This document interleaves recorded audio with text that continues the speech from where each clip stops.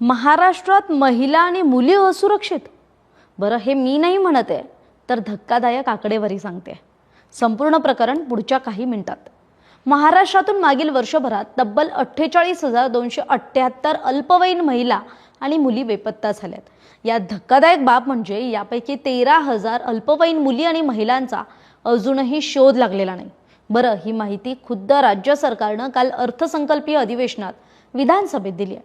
त्यामुळे आता राज्य सरकारच्या आणि गृह विभागाच्या कारभारावरच प्रश्नचिन्ह उपस्थित झालंय. बेपत्ता होण्याचं प्रमाण सांगायचं झालं तर मुंबई, नवी मुंबई, रायगड, छत्रपती संभाजीनगर, नागपूर या शहरांमध्ये जास्त आहे. मंगळवारी विधानसभेत अल्पवयीन मुली बेपत्ता होत असल्याबाबत मंगेश कुडाळकर, प्रशांत ठाकूर या आमदारांनी विचारलेल्या प्रश्नाला लेखी उत्तरातून गृह विभागानं माहिती दिली आणि त्यातूनच ही धक्कादायक आकडेवारी समोर आली आहे.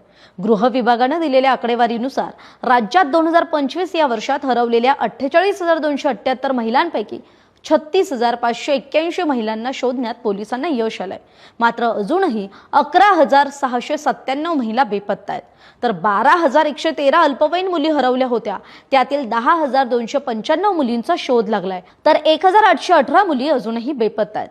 आताची आकडेवारी ही खरं तर 2024च्या वर्षातल्या आकडेवारीपेक्षा जास्त आहे.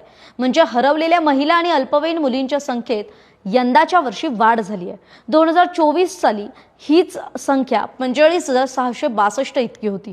पण त्यापैकी मुंबईतील 4,515 अल्पवयीन मुलींपैकी 4,455 मुलींचा शोध लागलाय.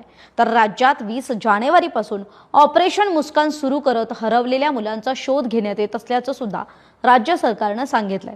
मात्र अजूनही 13,000 अल्पवयीन मुली आणि महिलांचा अजूनही शोध लागलेला नसल्याची धक्कादायक माहिती सुद्धा सरकारनं दिलेल्या आकडेवारीत आहे. त्यामुळेच पालकांमध्ये आपल्या मुलांबाबत चिंतेचं वातावरण निर्माण झालंय.